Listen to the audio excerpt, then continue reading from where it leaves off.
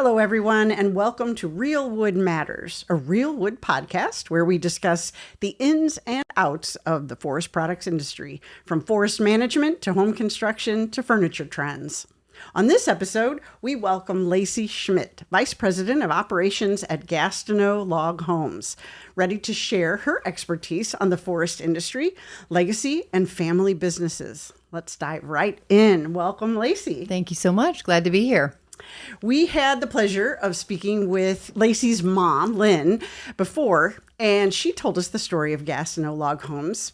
But please give our audience a little refresher from your side of the ledger. Yeah. So she started the business in 1977 and has been going strong ever since. I was obviously in and around the business growing up. I couldn't avoid it, right? The bus dropped me off there after school every day. So that's where I grew up there in our offices. My first official job was stuffing packets. Back in the day, everything was in the mail. Yep. So the brochure, the folder, and the brochures that went in, and so I would sit in the conference room, and of course I would have a soda and probably some candy, and I just stuff brochures. And my recollection is I got paid half a penny per brochure. So but yeah, and I didn't. Outside of that, I didn't pay a whole lot of attention to the industry. I mean, I knew that my mom was pretty amazing. I knew she did some amazing things, but it was my normal. And so it wasn't until I left, our world, I went to school in Texas, that I was kind of like, oh, wait a minute, like growing up at a log home isn't normal, then, and her and I are really close. And so we talked a lot about business. When I lived in Texas, I was there for about 17 years. And so I learned a lot just talking to her, that way. But then, but when I was little, I swore I would never move back to Missouri. I would never sell log homes. And where are you now? You're back in Missouri selling log homes. Yep. So it does seem magnetic, but maybe that's more because of your company than it is, who knows. But there is such a rich legacy in Gastineau Log Homes. Mm-hmm. When your mom said when there are listings to sell a house, and it's a Gastineau home, they'll definitely put that in the description because it helps sell the home. Right. It means something. Yeah. So I love to see that you're thriving. When you aren't working on the business, how do you like to spend your time? Well, I have 3 little boys that are 7, 9, and 11. So I don't have free time. A busy household. They're heavily involved in sports. So if I'm not working, I'm cooking, I am cleaning, or I'm running to sports activities. That's really what we do. We do have a house at the Lake of the Ozarks, and that's where we go in the summer as much as we can. That's our favorite place to go. It always has been my favorite place. In the Ozarks? It is not. We bought it. And it was really a matter of location, and we have friends that are our neighbors, so it was strictly location. But that's the only reason why. Not yet. It's not yet, exactly. Eventually. And you know what? That's that's Lynn's only stick frame home she's ever bought, I think. Fascinating, interesting. Mm-hmm. Well, tell us when you do build or eventually live in a log home, what makes them special, aside from the fact that they're in your family business? Yeah, I think there's nothing, so like I said, I came from the hospital to a log home, lived in one until I went to college. I didn't know anything different. And then when I moved out, I was like, it's different. And then in the different houses that I lived in, it just isn't as warm. And I know that word is used so much, and I wish, it's a good descriptor, because it really is like a warm hug, right? I mean, it's just a home that is not a log home is not as warm. Correct. Yeah. Right. It just is. It just doesn't embrace you as much. It can be cold and kind of stiff. A log home is just warm and welcoming, and it makes you feel relaxed right? And there really is a difference between the two. So, I think that there's nothing better than having, if you have family over, friends over, and they just feel comfortable in your home, right? I think what you build your home out of is a key part of that. And log homes just bring that. Well, I've heard there's actually science behind that neuroaesthetics, that real wood actually does produce, it lowers your heart rate. It calms you if you are on the autism spectrum or if you have Alzheimer's or ADHD. Wood helps you focus better. I love that Mother Nature is trying to help us. Well, that's in where so many ways. Yeah, I mean, that's where we are meant to be, right? We're not meant to be in a manufactured, and nothing to. I mean, I don't mean to like completely downplay sheetrock or paint, because everything has its place. But that's where we're meant to be, is to live on the earth, not surrounded by man-made products. But we're meant to live around the earth and in the earth, and that's what a log home is. I love that. Well, Lacey and our Choose Wood team got to meet up at the International Builders Show in Las Vegas in February to see all of the trends in building, including the fact that homeowners, as she just said, want to bring nature inside more than ever. So how does that track with your experience with your log home clients? Yeah, I mean, I think that goes hand in hand with just what I was saying. Everybody wants their home to feel welcoming, to feel warm, to feel cozy, and that's what wood products do. And even if you have a stick frame home or a traditionally built home, then you can still achieve that with wood paneling on the ceilings or the walls. You can still achieve that, and it really just helps. I mean, just makes your home feel that much more cozy. Yeah. Well, I kept hearing at some of the trade shows we've gone to that your brain doesn't like to be tricked by fake wood, and that when you see something fake in your floor, they kept calling it the same damn knot over and over again. So your brain doesn't want to see the same knot over and over again, and that's what your log homes don't have that. Don't have the same knot. That's exactly right, and that's also really interesting because when where our customers, I'm on the operation side where I'm shipping out material, and so they get a raw product, and when they're putting it up, they'll say sometimes it'll be, well, there's a check in this one, or there's this bug hole in this one, and if they had seen that, they did see that in some way, shape, or form at our model home center when they walk through that house, and that's just part of the character, So, but they're also, I feel like people, consumers as a whole, are used to a man-made product being a perfect product. It comes out the same. We QC it. Everything is the exact same damn knot over and over again, because that's how it was designed, and that's not how Mother Nature makes her trees. Right. Absolutely. And so, and then you've got nature. Found in nature. Right. Exactly. And so you put these things up, and they have these little flaws in them that look like flaws, I should say, when you're building. But when you get those up, that's your favorite beam. They're facets, not flaws, once they're put in place. Yes. I mean, it just gives it character. But you can't get that with anything fake, because they don't put character in it, right? They design it to look a certain way, and looks like that all the time. So that's one of my favorite parts about a log home, is that there genuinely are not any two that look alike. That's great. I had a dentist tell me once upon a time that the pursuit of perfection is the enemy of excellence. And I didn't understand that exactly. I was getting my teeth fixed for a photograph that I needed to have done. And he said, I could take 1 more millimeter of gum and you would have a perfect smile, but I'm not going to do that. And I said, why do I not get to have a perfect smile? And he said, because the pursuit of perfection is the enemy of excellence. You should shoot to have an excellent smile. Because he said, where do you think I heard that? I said, I have no idea. And he said, from a plastic surgeon who said people come to him wanting perfect lips, perfect hips, perfect cheeks. And he said they end up looking plastic because perfection is not found in nature. Right. And I said, so he said, I will give you an excellent smile, but I refuse to give you a perfect smile. I love that. And I thought that is what the wood industry has going for it, is that it's excellent.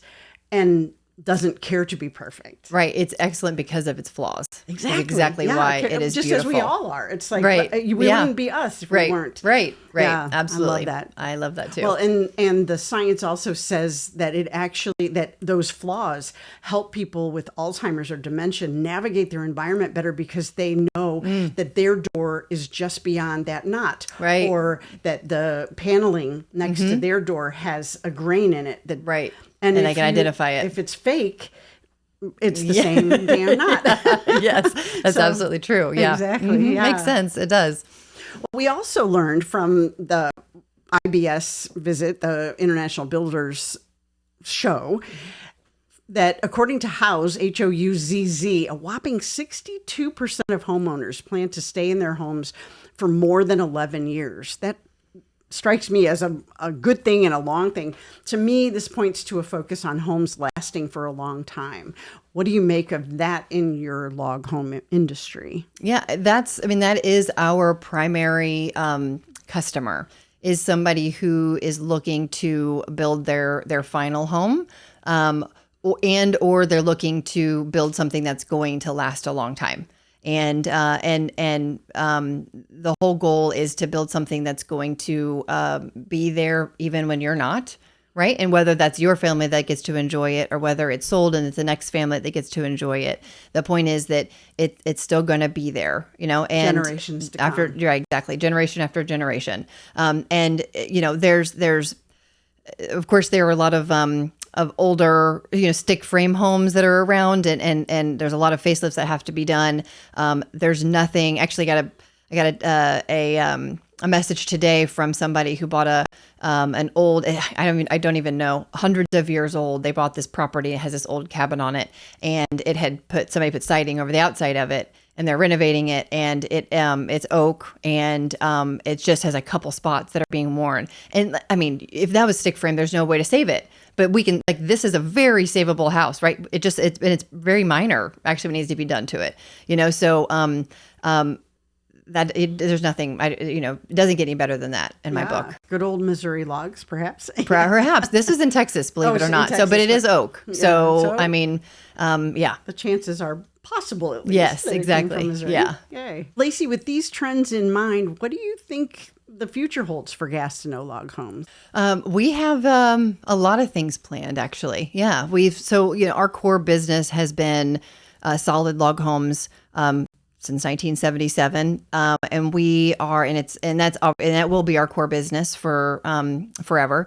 But we do realize that as much as my mom, Lynn, as much as she would prefer log homes for everybody, I understand, sure, she understands. And I also see the directions that, what we call like a timber frame or like a post and beam home. So essentially like a stick frame home that has a lot of the same log accents, right? So whether you've got like exposed beam trusses or the exposed beam floor system, some of the log siding, so you can still pull in some of those, some of that natural, the imperfections of the logs, you pull that in, but you don't have to go full log because not everybody wants full log, and I can appreciate that. So sort of a hybrid. Exactly. Emerging? Yes. Okay. Yes. So hybrid in the sense of you're pulling in all the different kinds of mediums for the house. So you can have stone. You can do like an LP siding that is like a cement board. You can do our log siding on the exterior, and the interior, same thing. Like I said, but you still get the feel and the warmth, but you don't have to be full log. So and that's kind of that's a big push that product line that we're developing right now. And I think that's going to be, and that's, we see a lot of the trends heading that direction too. Because again, people just want nature, want to bring nature in. So it gives them the best of both worlds, I think. And then we've got our park model product line, and we're kind of expanding that too. But I think the hybrid line is a really, really, really big product. Promising that we're one. Yes, Yeah. exactly. Fantastic. Yeah, I'm excited about it. How does your podcast, the Acorn and Leaf podcast, fit into that future you've just described? Yeah, our first season was about kind of, setting the stage, if you will. We talked a lot about the history with my mom, with Lynn, my history with the company. We talked about some of the key points of key discussions that we had, a lot of things discussions that we have with our customers, the questions they ask us. We talked about that, but ultimately we want the podcast to be a resource for anyone that's looking to build one of our homes, to answer any questions that they have. Right. So whether we're talking full log, talking the hybrids, just to explain what that means, and answer all the tens of thousands of questions that you have when you're going to build a custom home, right? So we just want to be a resource and just put that information out there and share. Really, it's Lynn sharing the knowledge that she has. She's an incredible wealth. I want to get it documented of all that knowledge that she's got up in her head. So so the world gets to hear it at this, just like I do. Need to start recording. Right, exactly. Record all the time. Fantastic. Well, and she's in the process of writing a book. Yes. That will accomplish no title yet, but yes. stay tuned, everyone. Yes. For a very handy reference. It's very, I mean, she is, kind of like the godmother of log homes, right? I mean, she was there when this industry was started, and she's still around, and she is known in the industry. I mean, everybody, where's Lynn? Where's Lynn? Where's Lynn? And everybody knows her. Everybody respects her. She's earned it. 10 times over. And so she's got a lot of information to share, and I think a lot of really valuable information. And so, I'm excited for this book too. Very exciting. Okay. So how does Missouri Forest Products Association fit into your future? Yeah, the MFPA has been, we have been a part of the MFPA for a really long time. I think it's such a fantastic way for it, just kind of like the Log Home Association that associations that Lynn was a part of back, still are, but that she started back then. It's a matter of industry coming together to grow. Mm-hmm. Right. And talking to other people who share in the same struggles that you do, the same successes you do. You learn so much from that. And also coming together as an industry to say, where can we go from here? Right. And so, and we do business with a lot of other members as well, because it takes a village. Right. So, it's a really valuable membership that we have, and just a fantastic resource also that, is, always going to be there for us. Great. What does legacy mean to you, Lacey? I've thought a lot about this question, actually. And to me, I think legacy is leaving something better than you found it. And so, there's with all the history that my mom has with the company, pretty big shoes to fill. So it's a lot to walk into, and I just want to do, to earn the respect that she has, and I want to earn it. And I want to leave it even better for hopefully my children.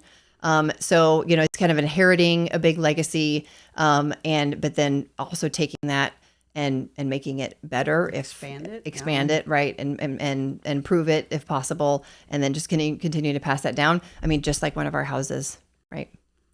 Yeah. Yeah. Your mom told some really fun stories about people who reach back generations later when they're finally moving out of their house and into maybe assisted living or something, just to say how much they've enjoyed living. What's been the most satisfying piece of this puzzle for you? I know you're more on the operations side, but that's got to be super satisfying too, because you're in on the purchasing side. Right. So. Yep. So I was in, I flipped houses and remodeled houses in Texas. And when I lived there, and my favorite part, I mean, it's a hard journey, right? And, but there are, at the end of the tunnel, it's so great. And so walking through that process with people and then getting to the other side and seeing their, like, just how excited they are about their house. It's so, I mean, it's just awesome.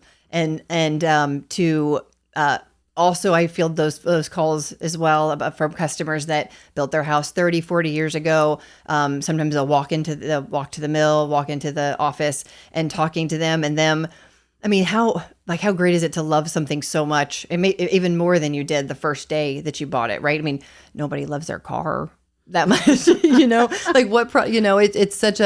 it is really, really just so cool. That's true. It is so cool. Few things in your life matter as much as your home. Right. That's where you go to escape and to recharge and do whatever floats your and your this is not, I'm not saying it's absolutely exclusive to log homes, but I know a lot of people who have lived in their home that for decades, and they're like, yeah, it's okay. So to have somebody that truly like just loves their house and loves them so much that they come back to us to tell us part of us now, yes, and we want to tell you how much it's meant. We are a part of their story, which is just amazing. I mean, it's just so it's so cool, and I just look up to my mom she did it. Imagine all the photo albums that your houses occupy. That's pretty fun. Well, we had an office that we were in for over 40 years. And there was a lot of photo albums, a lot of things to go through. You collect a lot over 40 years, whether it's a house or an office, you collect a lot. We made, yes, there's a whole lot of photos, a whole lot of stories that we come through. We moved out of that. So yeah, lots of stories. It sounds to me like there should be an HGTV program on the only women-owned log home builders in America. Isn't that true? You hold the title of only women-owned. Yeah, this is true. I think HGTV, you're a flipper. It has it all. You're fun, you're friendly. We would probably entertain something like that. Yes, I think that would be fantastic. I think maybe you should call a publicist. I'm just saying. That'd be really fun. What would you say to other women who might want to break into the forest products industry? Do it. Don't be afraid. There's nothing to be afraid of. It is an industry that that opens their arms to anybody, and anybody that comes in, learns the trade, learns the information, is open to learning, is always welcome. And so I think we need more women for sure. There's qualities that women bring to any industry, right, that are needed. And this is definitely a male-dominated one. So I think a little bit of, women ingenuity would go a long way. I like the way you put that, diplomatically, but right on. Right. Lacey, thank you. It's been delightful to talk to you. That's all for today's episode. Thank you to our guest, Lacey Schmidt, and thank you to our sponsor, Choose Wood. And thank you for listening. As always, choose wood.